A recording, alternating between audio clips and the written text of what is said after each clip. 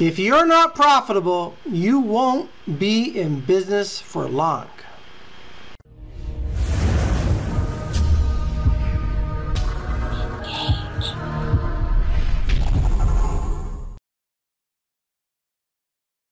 Hey everybody, this is Ray Stundle, publisher of Customer Engagement Magazine and the author of the Customer Engagement Manifesto. Thanks so much for being part of our video series. I hope you're enjoying it as much as we are enjoying creating it for you. So in this video, what we're going to talk about is gross margin being too low. We've covered a lot of ground so far in terms of helping you acquire new customers. Now we're in the profitability phase of how do we become more profitable, and one of the factors we need to consider is gross margin. So what I want to do is first let's define the term. The gross margin is really what it is that's left over after you pay all of the costs that are directly involved in producing your solution. So you can think of the direct labor, the direct materials, etc. that's involved in producing your solution. And this gross margin is what goes to pay for your fixed costs like the lighting and the utilities, as well as directly goes to pay for the profits of your organization. So the earnings before interest, taxes, and amortization. I mean, that comes from having a solid gross margin. So what I want to do in this video is give you 11 strategies to consider, to look at across your books to figure out how you can increase your gross margin. Okay, are you ready? Okay, it's all in the special report, so I hope you studied it, and let's go over it together right now. So first, assess how you can sell more of your existing solution to your existing market. So before we go any further looking at other opportunities, we should ask ourselves, what are we doing to sell our existing solution to our existing market? What does our marketing process look like? What does our sales process look like? How can we be more effective doing what we're already doing? So that's like a no-brainer. That's where we start from. The next question, how can you sell more of your existing solution to a new market segment? So a new group of people that you haven't targeted before. Who else could benefit from what you're doing, maybe through a slight positioning change, but ultimately it's the same solution that you can offer to another group of people, and therefore widen the amount that you're able to sell at a premium price point based on providing a premium offering. Number 3, assess how you can sell a different offer to your current market. Different offer, current market. So that means that you have a relationship with people who know you, like you, trust you, buy from you, and now what you're doing is you're selling them something else that they are interested in. That might be, and most likely should be, complementary to what you already are doing. Number 4, assess how you can sell a different offer to a different market. Okay, this is a little bit more tricky because you're changing two variables at the same time. It's a different market that requires that you have a clear understanding of their needs, and it's a different offer. So there's a little bit more risk in this factor, but it can certainly be used to increase your margins, particularly if you're holding to a premium price point for a premium offering. Notice I keep coming back to that. It's no fun to compete at the bottom with be a low price leader. You don't want to go over there. Better to be on the higher end of the spectrum if you can.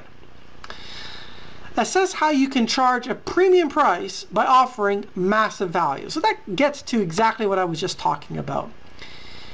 Instead of focusing on the bottom end of your market, focus on the top end. Why? It gives you so many more opportunities to be able to have higher quality processes and systems to serve your customer when you are catering to the top echelon of your market segment.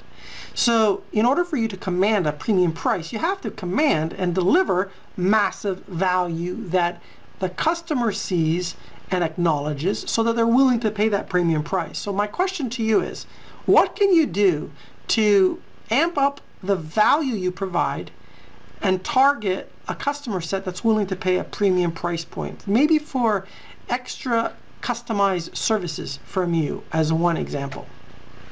So now here's another question for you to think about. Assess how you can reduce the variable cost structure used for you to deliver your solution and therefore be more profitable. Remember, I mentioned to you that the direct cost that goes into every dollar that you sell is called our variable cost, and the more that we can reduce that without reducing our quality, the more profitable you'll be through having a greater gross margin. Now you can also assess your margin per solution and focus on the solutions with the highest margin. So what I'm getting at here is when you take a look at a portfolio of products and services, you should be looking at the profitability of each one and focusing on the ones that are your most profitable options. Why? Because that's going to put more money into your bank account that can then be reinvested to continue to maintain your leadership in the marketplace. And it's going to give you more opportunities to continue to differentiate yourself because you'll have more money to work with ultimately. That implies you have visibility and understand your profitability per product within your portfolio. Assess your margin per segment. That's another key point, and deprioritize the segments that are less profitable and concentrate on the most profitable ones.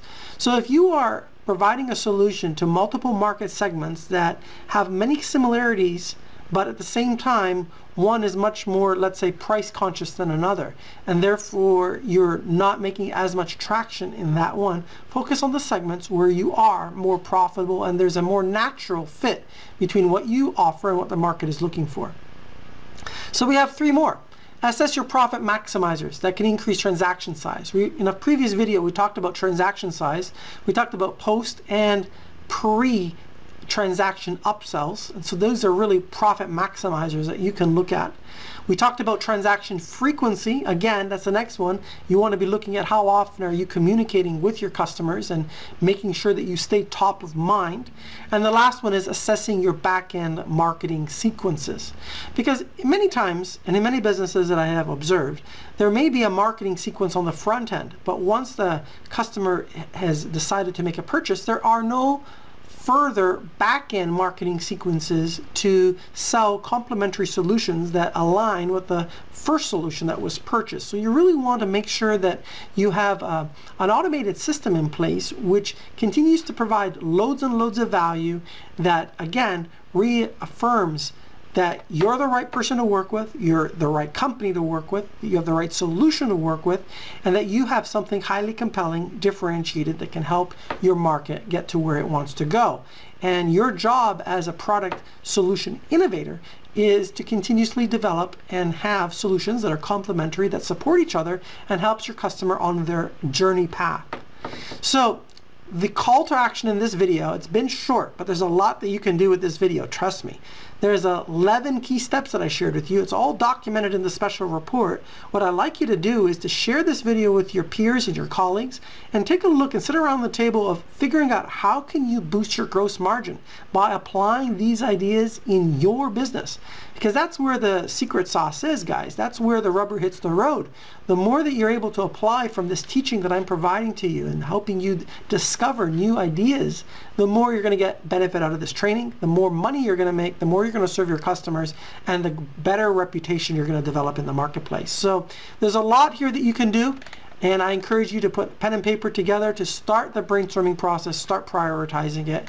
And with that, I'm going to see you in our next video where we're going to talk about the next dimension of profitability, and that has to do with cash flow. So stay tuned to our next video, and I'll see you then.